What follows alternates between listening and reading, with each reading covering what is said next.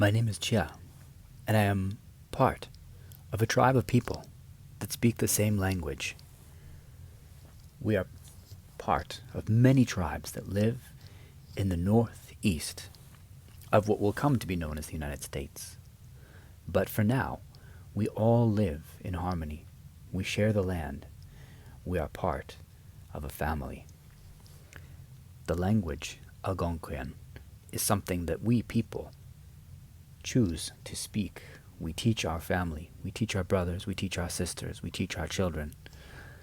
And we speak this with many other tribes, different tribes, but we are all like families. We do not like to fight. We prefer to trade with one another and help to build up each other's tribes. Warfare only causes the destruction of mankind, and we wish to support the earth. When the weather is warm and nice, it is very sunny. It is beautiful here.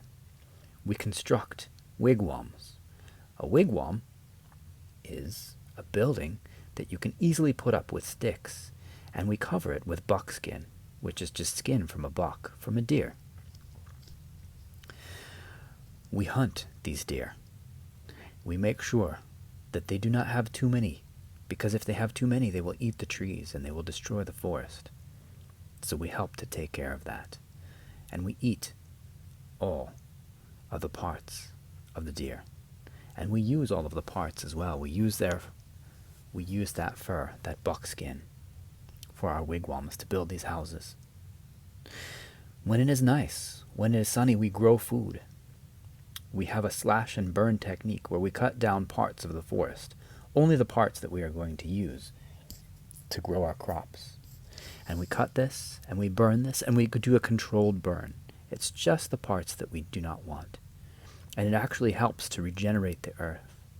And so here we plant the three sisters: corn, which we know as maize, beans, and squash. And this helps to give us food, because we cannot store our food here.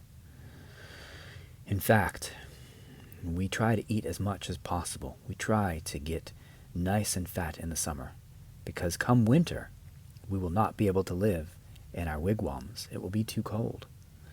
In winter, the cold comes down from the north, and it blows down in big storms. And gone are the days of summer when we would run around and hunt the elk and the caribou and the beaver.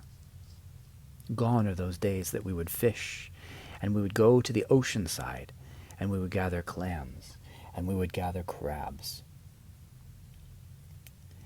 Gone are the days that we could harvest all of our vegetables.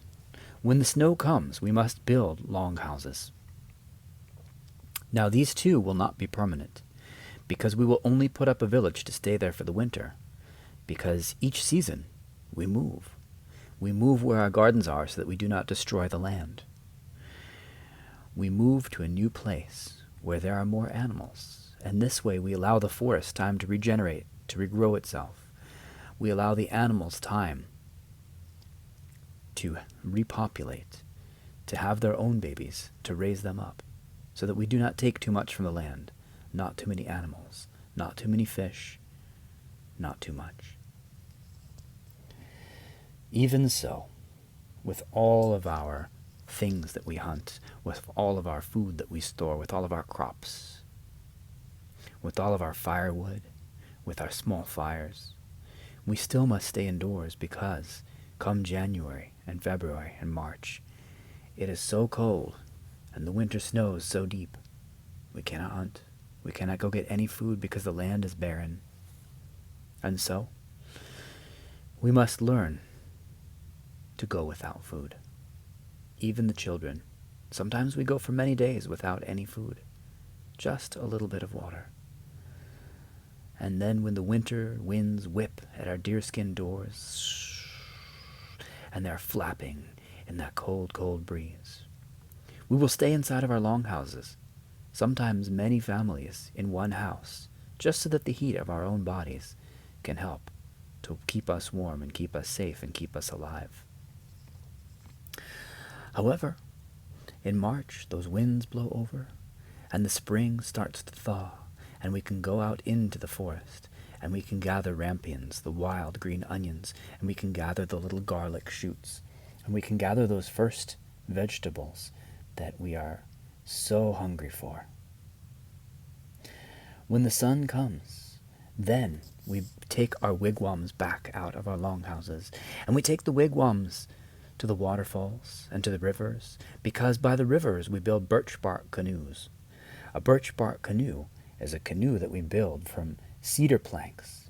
We take the wood from the cedar tree and we soak it in water until you can actually bend the wood. And then we bend the wood into the shape of a canoe. And we connect it together. We lash it together with buckskin, this deer hide, the skin of the deer. We lash it together with this deer skin leather.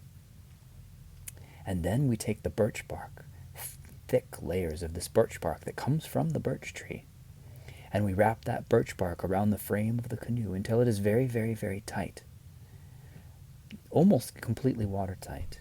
But to make it watertight so that the water stays out of the canoe, so that the canoe stays afloat,